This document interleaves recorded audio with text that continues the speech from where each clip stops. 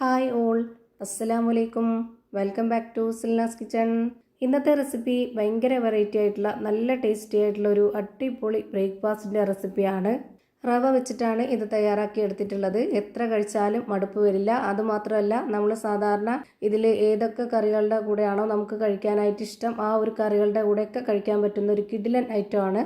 ഇറച്ചിക്കറികളുടെ കൂടെയോ കടലക്കറിയുടെ കൂടെയോ മുട്ടക്കറിയുടെ കൂടെയോ അങ്ങനെ എന്ത് കറികളുടെ കൂടെ വേണമെങ്കിലും ചേരുന്നതാണിത്. നല്ല ടേസ്റ്റാണ്, നല്ല സോഫ്റ്റാണ്. അപ്പോൾ ഇതെങ്ങനെയാണ് തയ്യാറാക്കുന്നതെന്ന് അറിയാനായിട്ട് വീഡിയോ സ്കിപ്പ് ചെയ്യാതെ മുഴുവനായിട്ടൊന്ന് കണ്ടു നോക്കണേ.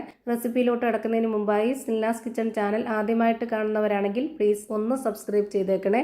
ഒപ്പം ഈ വീഡിയോസ് നിങ്ങൾക്ക് ഇഷ്ടപ്പെടുകയാണെങ്കിൽ ഒരു ലൈക്ക് ചെയ്ത് ഷെയർ ചെയ്ത് സപ്പോർട്ട് ചെയ്യാനും മറക്കരുതേ. ഇനി നമുക്ക് ഇതെങ്ങനെയാണ് തയ്യാറാക്കുന്നതെന്ന് നോക്കാം. ഇതിനായി ആദ്യം തന്നെ കുറച്ച് ഉഴുന്ന് വെള്ളത്തിലിട്ട് കുതിർത്ത് വെച്ചിരുന്നതാണിത്. നല്ല പോലെ കഴുകിയതിന് ശേഷം ഒരു 3 മണിക്കൂറോളം കുതിർത്ത് വെച്ചിരുന്നു.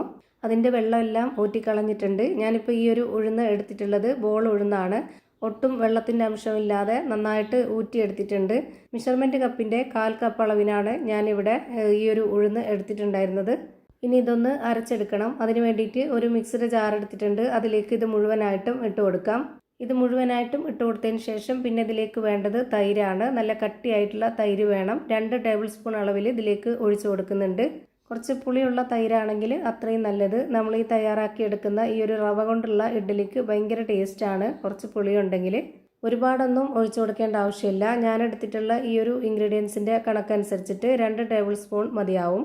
ഇനി ഇതിലേക്ക് 1/2 കപ്പ് അളവിൽ ചോറാണ് ഇട്ട് കൊടുക്കുന്നത്. റേഷനരി ചോറോ സാധാ അരിയുടെ ചോറോ ഏതായിരുന്നാലും ഇതേ അളവിൽ തന്നെ എടുക്കുക. ഇനി ഇതേ കപ്പ് അളവിൽ തന്നെ 1 കപ്പ് വെള്ളം ഒഴിച്ചു കൊടുക്കുന്നുണ്ട്. എന്നിട്ട് ഇത് നന്നായിട്ടൊന്ന് അരച്ചെടുക്കണം. അരച്ചെടുത്തത് ഞാനിപ്പോൾ ഒരു ബൗളിലേക്ക് ഒഴിച്ചു കൊടുക്കുന്നുണ്ട്. നല്ല നൈസായിട്ടാണ് അരച്ചെടുത്തിട്ടുള്ളത്. ഇനി അടുത്തതായിട്ട് നമുക്ക് വേണ്ടത് റവയാണ്. വറുത്ത റവയാണ് ഞാൻ എടുത്തിട്ടുള്ളത്. അതുപോലെ തന്നെ വറുത്ത റവ തന്നെ എടുക്കാൻ വേണ്ടി നോക്കുക. 250 ml കപ്പിൻ്റെ അളവിൽ 2 കപ്പ് നിറയെ ഇതിലേക്ക് ഇട്ട് കൊടുക്കുന്നുണ്ട്.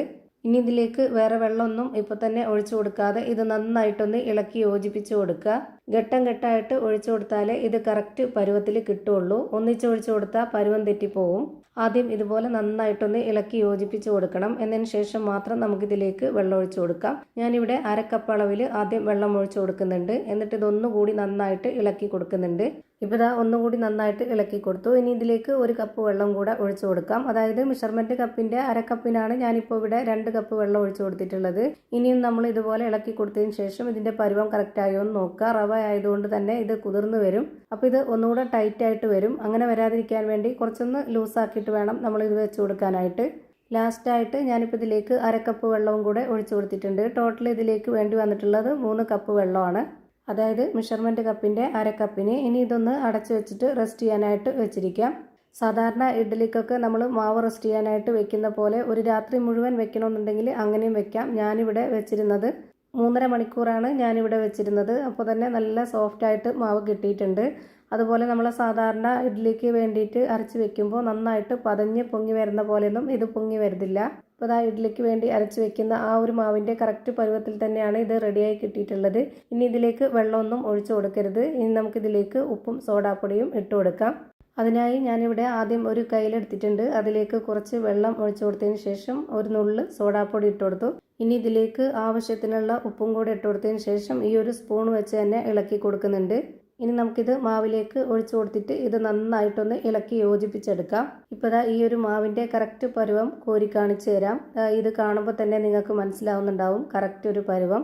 കാണാൻ നല്ല ഭംഗിയായിട്ട് നല്ല ബോൾ ഷേപ്പിലുള്ള അടിപൊളി ഇഡ്ഡലി കിട്ടണമെന്നുണ്ടെങ്കിൽ ബൗളിൽ ഒഴിച്ചു കൊടുത്താൽ മതി. അതായത് കറി ബൗളിൽ ചെറിയ കറി ബൗൾ ഉണ്ടെങ്കിൽ അതൊരു 3-4 എടുത്തിട്ട് അതിലേക്ക് എണ്ണ തടവിയിട്ട് അതിലൊഴിച്ചു കൊടുക്കുക. ഹോളുള്ള അരിപ്പത്തട്ടിൽ വെച്ച് കൊടുത്തിട്ട് അത് ആവിയിൽ വേവിച്ചെടുക്കാവുന്നതാണ്. അപ്പോൾ നല്ല ഭംഗിയുള്ള ഷേപ്പിൽ കിട്ടും. എൻ്റെ ഇവിടെ അങ്ങനത്തെ ചെറിയ ബൗൾസ് ഇല്ലാത്തതുകൊണ്ട് ഞാനിവിടെ സാധാരണ ഇഡ്ഡലി തട്ടിലാണ് വേവിച്ചെടുക്കുന്നത്.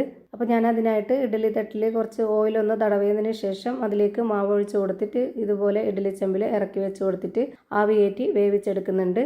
ഒരു 20 മിനിറ്റ് സമയമാകുമ്പോഴേക്ക് നമുക്ക് നല്ല സോഫ്റ്റ് ആയിട്ടുള്ള പഞ്ഞ് പോലെ ഒരു അടിപൊളി ഇഡ്ഡലി റെഡിയായി കിട്ടും.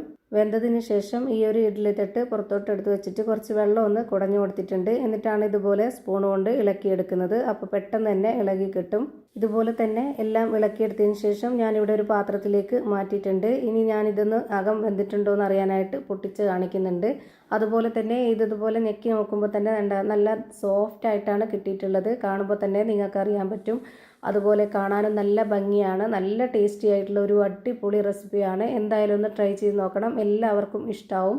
അപ്പോൾ ഇത്രയേ ഉള്ളൂ ഇന്നത്തെ വീഡിയോ ഇഷ്ടമായാൽ ലൈക്ക് ചെയ്യാനും കമൻറ്റ് ചെയ്യാനും ഷെയർ ചെയ്യാനും മറക്കരുത്. അതുപോലെ തന്നെ ഞാനിടുന്ന പുതിയ വീഡിയോസ് നോട്ടിഫിക്കേഷനായിട്ട് കിട്ടുന്നതിന് വേണ്ടി സബ്സ്ക്രൈബ് ചെയ്ത് ബെല്ലൈക്കൺ അമർത്തി അതിൽ ഓൾ എന്ന ഓപ്ഷൻ എനേബിൾ ചെയ്ത് കൊടുക്കാനും മറക്കരുത്. പുതിയൊരു വീഡിയോയുമായി വീണ്ടും വരും. Thank you for watching.